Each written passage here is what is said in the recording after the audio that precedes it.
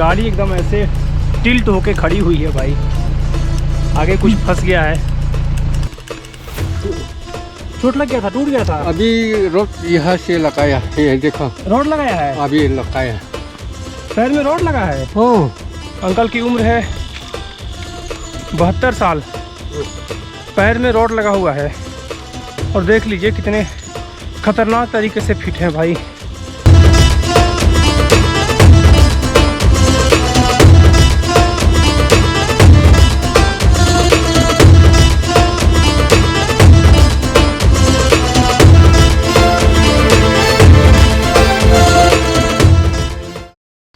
Good morning. तो कैसे हैं आप लोग? तो भोजपुरी ट्रैवलर की मिज़ोरम यात्रा के एक और वीडियो में आप लोगों का स्वागत है। तो अभी मैं जिस जगह पे हूँ इस जगह का नाम है सांगाऊ। कल के आपने वीडियो में देखा था कि मैं सांगाऊ पहुँच गया था। तो सांगाऊ मैं इसलिए आया हूँ कि मुझे यहाँ पे जो मिज़ोरम की हाईएस्ट पीक है, जो सबसे ऊंचा पहाड़ है जिसको ब्लू माउंटेन कहते हैं, फांगपुई तलांग, तो उसका मुझे ट्रैक करना है। इसी के लिए मैं यहाँ पे सांगाऊ में आया हूँ। और अभी सुबह के बज रहे हैं 6 और मैं अपना ट्रैक शुरू करने वाला हूँ सांगाऊ गांव से। ये ट्रैक कैसे होगा, क्या होगा, इसके बारे में सारी इन्फॉर्मेशन मैं एक एक करके आपको देता जाऊँगा। तो फ़िलहाल मैंने एक गाइड लिया है सांगाऊ से ही, उनका नाम है छनुका। तो गाइड का मुझे एक दिन का पड़ा है 1000 रुपया। और गाइड लेना ज़रूरी नहीं है अगर आप ग्रुप में हैं तो, क्योंकि रास्ता जो बताते हैं लोग वो बना हुआ है, लेकिन कई जगह पे ऐसी चीज़ें हैं कि हो सकता है मुझे लगा कि मैं रास्ता भटक जाऊं, मैं अकेला हूं, तो इसीलिए मैंने गाइड ले लिया। ये ट्रैक जो है वो बेसिकली सांगाऊ से आप एक दूसरे गांव में जाएंगे, थाटलांग नाम है उसका। मैं नीचे नाम भी लिख देता हूँ ताकि आपको एग्जैक्ट स्पेलिंग पता रहे।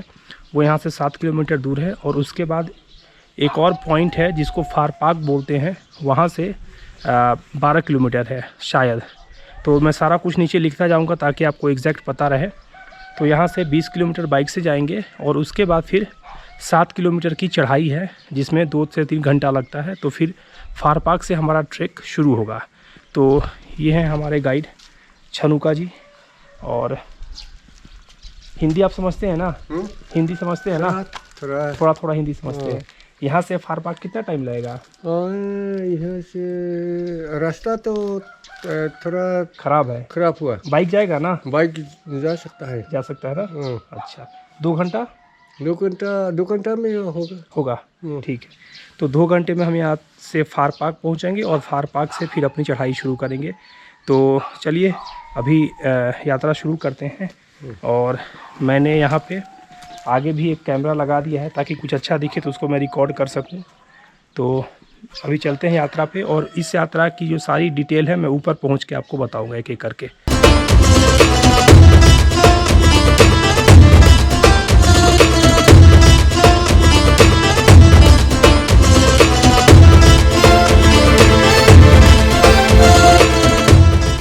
फारपाक से 3 किलोमीटर पहले बाइक मैंने रोक दी।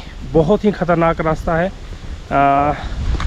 थाटलांग जो गांव था वहां तक तो कोई दिक्कत नहीं हुई, अच्छा रास्ता है। लेकिन थाटलांग के बाद भैया जो चढ़ाई शुरू हुई पूछिए मत। मतलब 1 नंबर में भी ना हिमालयन रोने लगी एकदम।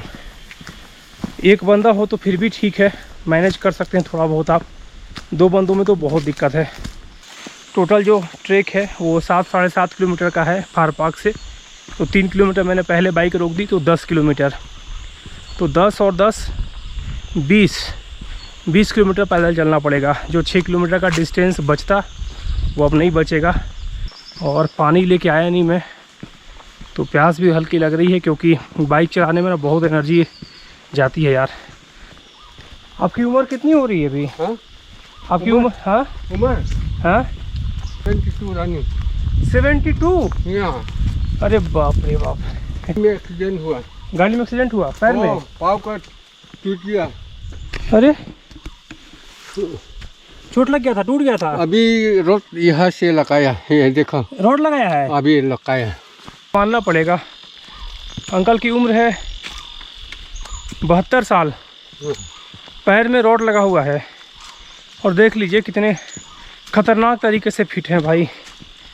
और गाइड का काम करते हैं तो हमेशा पहाड़ पे आना जाना लगा रहता होगा। मानना पड़ेगा भाई, हम लोग अपने आप को फिट कह भी नहीं सकते, शर्म आएगी कहने में। आप लाई हैं आप? लाई। यहाँ पे लाई का कितना जनसंख्या है? यहाँ में लोंगताई डिस्ट्रिक्ट में तो लाई डिस्ट्रिक्ट हुआ। 2 ऑटोनोमस काउंसिल है ना? हाँ, लाई और चकमा। चकमा मारा। और यार इस ट्रैक का ना जो सबसे इरिटेटिंग पार्ट है वो है ये छोटे छोटे कीड़े। एकदम इन्होंने दिमाग ख़राब कर रखा है। जहाँ से हमने शुरू किया है चढ़ाई, मतलब कि थाटलांग जो गांव था उसके बाद से बाइक चलाते हुए ट्रैक करते हुए 1 सेकंड के लिए भी इन कीड़ों ने पीछा नहीं छोड़ा और मुंह पे भिनभिना रहे हैं। अगर आप चश्मा नहीं लगाएंगे तो आंखों में घुस जाएंगे, कान में घुस रहे हैं। मतलब बहुत इरिटेशन हो रही है इनकी वजह से।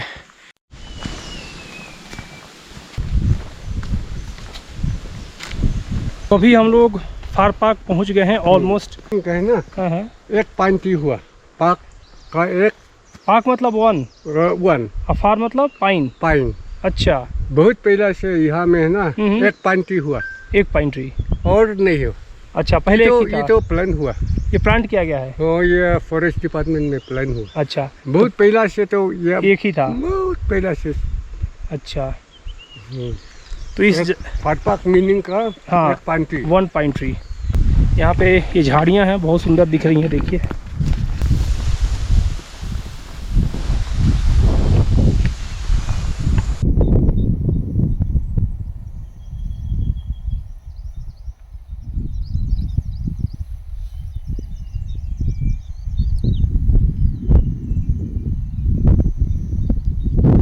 तो अभी फार पार्क में जो फॉरेस्ट रेस्ट हाउस है, जो मेन पॉइंट है जहाँ से ट्रैकिंग शुरू होती है, वहाँ पहुँच गया मैं और 8 बज गए हैं। तो आज अपने ऊपर शर्म आ रही है मुझे, पता नहीं मुझे अपने ऊपर शर्म करनी चाहिए कि नहीं, लेकिन शर्म आ रही है। ये देखिए स्कूटी, यहाँ तक स्कूटी आ गई है और मैं बाइक लेके नहीं आ पाया।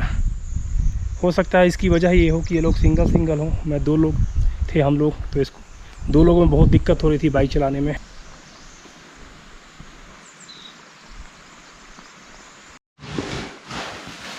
यहाँ पे कोई नहीं है और अंकल यहाँ खाने का कुछ ढूंढ रहे हैं। मैंने सिर्फ बिस्किट और केक वगैरह लिया है, तो ये चीज़ मिली है खाने के लिए। ये भी लेंगे रोटी। ये कब बनाया? मालूम नहीं ऐसे। ये तो ख़राब हो गया होगा। खराब होगा नहीं होगा, मालूम नहीं। खाएगा नहीं खाएगा? ये मत खाइए, अभी बीमार पड़ जाएंगे। ठीक है, नहीं खाएगा ना? यहाँ में है। और चावल भी है हमारा। चावल लेके आए हैं, ले गया। और आप यहाँ पे बैठिए, 1 मिनट।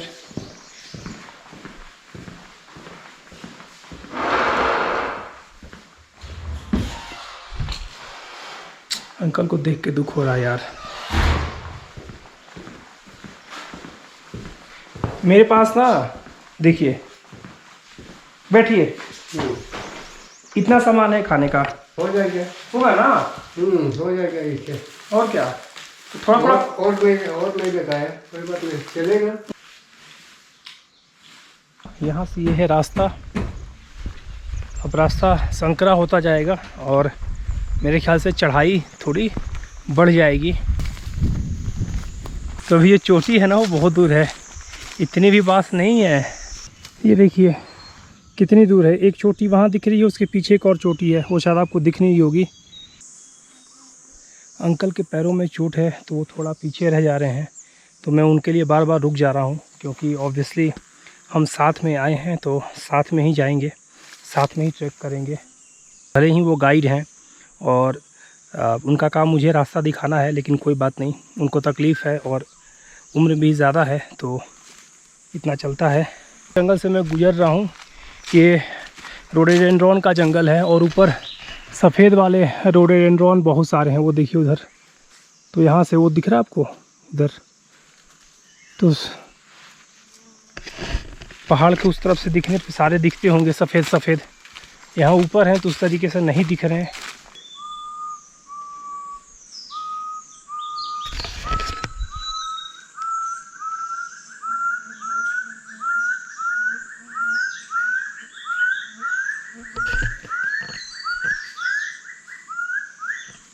देखिए पक्षी की आवाज़ आ रही है, कितनी प्यारी आवाज़ है।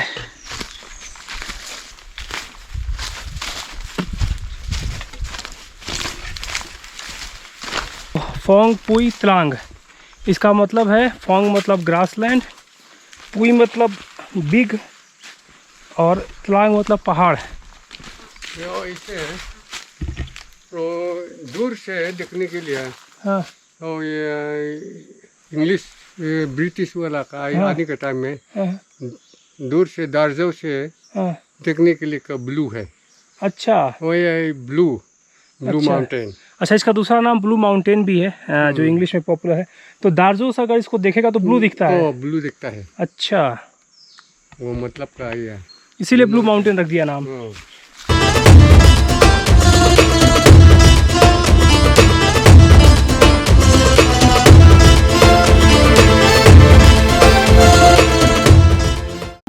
हाँ Possible to go up with scooty? Yeah, it's possible. I have Himalayan and I was trying hard with two people, but I was not able to do that because it's a heavy bike. Yeah, Back one back. It's too hard. too hard. So how you guys managed with the scooty? You need to push sometimes. Yeah. तो finally अब हम लोग पहुंच गए हैं highest peak पे और अभी टाइम हो रहा है 10:39, मतलब एग्जैक्ट 2 घंटा। तो ये है हाईएस्ट पीक। ओ भाई साहब, इधर सैकड़ों फीट गहरी खाई है और रोडोडेंड्रॉन के फूल हैं इधर, उधर भी हैं। वहाँ एक बस्ती दिख रही है, एक बस्ती यहाँ दिख रही है, यहाँ पे एक क्रॉस है। तो जैसा कि मैं आपको कह रहा था कि इस ट्रैक के बारे में मैं आपको कुछ इन्फॉर्मेशन दूंगा, तो मैं आपको बता देता हूँ। फारपाक जो है वहाँ से यहाँ तक बोला जाता है कि 7 किलोमीटर है। मैं श्योर नहीं हूँ क्योंकि मुझे लग रहा है कि 7 किलोमीटर शायद नहीं होगा, हो भी सकता है क्योंकि ये जो ट्रैक है, एक तो पहले ये मेरे ख्याल से प्रॉपर ट्रैक नहीं है, इसको आप हाइकिंग कह सकते हैं। बहुत ज़्यादा टफ नहीं है, यहाँ पे कोई भी आ सकता है, कोई भी आ सकता है, कोई भी इसको कर सकता है। तो हाँ, तो मैं कह रहा था कि ऐसे चढ़ाई और बहुत ज़्यादा ये सब चीज़ें नहीं है। तो 2 घंटा लगा आराम से चलते हुए आने में। तो 7 किलोमीटर का ये जो रास्ता है ये बहुत मुश्किल नहीं है, तो इस ट्रैक को कोई भी कर सकता है। तो पहला सवाल ये है कि क्या इस ट्रैक को कोई भी कर सकता है? ट्रैक/हाइक को यस, कोई भी कर सकता है। दूसरा है कि इस ट्रैक को करने के लिए आपको कहाँ आना पड़ेगा। इस ट्रैक को करने के लिए आपको सांगाऊ जो गांव है वहां आना पड़ेगा और वहीं रात में रुकना पड़ेगा। सांगाऊ आप कैसे आएंगे? आप आइजोल से आएंगे तो सरचिप होके 7-8 घंटे का रास्ता है सांगाऊ आने का, आप सांगाऊ आ सकते हैं। मैं आया था लोंगतलाई से क्योंकि मैं पूरा इधर मिज़ोरम नीचे घूम के इधर आया, तो लोंगतलाई से मुझे 5 घंटा के आसपास लगा। और सांगाऊ में टूरिस्ट लॉज है, आप वहाँ पर रुक सकते हैं। वहाँ पे रुकने का 800 रुपया एक रात का, 800 रुपया लगा मुझे जो मैंने रूम लिया है। बाकी डॉर्मेट्री भी है, उसकी हालत अभी ठीक नहीं थी, आप चाहें तो डॉर्मेट्री ले लीजिए। तीसरी चीज़, क्या इस ट्रैक को करने के लिए गाइड की ज़रूरत है? बिल्कुल भी नहीं ज़रूरत है, लेकिन मैं आपको स्ट्रांगली सजेस्ट करूंगा कि आप प्लीज़ गाइड लेके आइए। इस तरीके से आप कम्युनिटी टूरिज़्म को बढ़ावा देंगे और यहाँ के जो लोग हैं उनको कमाने का थोड़ा मौका मिलेगा। और वैसे भी मुझे लगता नहीं है कि बाहर से बहुत ज़्यादा लोग यहाँ पे आते होंगे, इक्का दुक्का कोई आता होगा तो आता होगा। तो आपको गाइड लेना चाहिए। अगर आप नहीं लेना चाहते तो उसमें 2 चीज़ों का ध्यान रखिए। अगर आप अकेले हैं, अगर आप जंगल में डर फील नहीं करते हैं, अकेले आपको चलने में कोई दिक्कत नहीं है। रास्ता एकदम प्रॉपर बना हुआ है, एक भी जगह ऐसी नहीं है जहाँ पे 2 रास्ते निकल रहे हों और आपके भटकने का चांस हो। एक ही सिंगल ट्रेल है, उसको पकड़ के आप सीधे यहाँ तक आ जाएंगे। ग्रुप में हैं 2, 3, 5, 10 लोग, फिर तो कोई कुछ कहना ही नहीं है, कोई दिक्कत नहीं है, हंसते खेलते आ जाइए। ये ट्रैक कितना मुश्किल है? ये ट्रैक बिल्कुल भी मुश्किल नहीं है, बस आपको सिर्फ चलना है। आपको कहीं पे भी चढ़ाई नहीं करनी बहुत ज़्यादा, सिर्फ आपको चलते जाना है।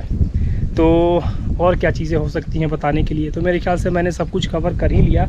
हाँ, इस ट्रैक की जो हाइट है वो मेरे ख्याल से 7300 फीट या कुछ है। अंकल कितनी ऊंचाई है इसकी? यहाँ हाँ 7,100 फीट। अच्छा 7,100 फीट, 7100 फीट की ऊंचाई पे है ये। कोशिश करिए कि ठंड के दिनों में आइए, ताकि ये जो व्यू पूरा ब्लर दिख रहा है, अभी मेरे पीछे मुझे कुछ भी दिखाई नहीं दे रहा, नहीं तो आप यहाँ से दूर दूर तक देख सकते हैं, क्योंकि काफ़ी हाइट पे हैं आप और काफ़ी सुंदर नज़ारा रहता होगा विंटर में। फाइनली यात्रा ख़त्म हो गई और अंकल का बहुत बहुत शुक्रिया जो मुझे लेके आए यहाँ तक। तो अब वापस चलते हैं। यहाँ पे अभी मैं फार पार्क में आ गया, रेस्ट हाउस में। चले गए। हाँ, इससे जाएगा, इससे जाएगा। अच्छा, और इधर अभी काफ़ी लोग आ गए हैं, उधर पिकनिक चल रही है और हमारी बाइक जहाँ पे खड़ी है वहाँ तक ये बोलेरो हमें छोड़ के आएगी। अंकल ने बात कर ली है तो ये बोलेरो से अभी हम वहाँ तक चले जाएंगे। ऊपर बैठेगा?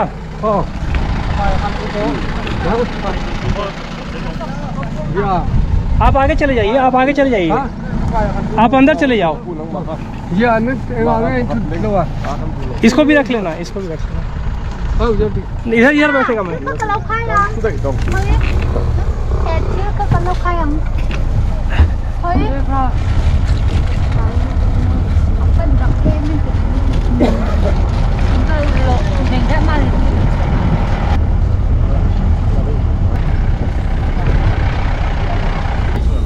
और इधर बहुत ही खतरनाक ढलान है, एकदम बोलेरो को होल्ड करके रखना पड़ रहा है, नहीं तो आप उछल के नीचे गिर जाएंगे।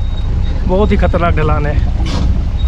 जब आप इसमें बैठेंगे तो आपको मालूम पड़ेगा कि कितने तरीके से शरीर को आपको एडजस्ट करना पड़ता है।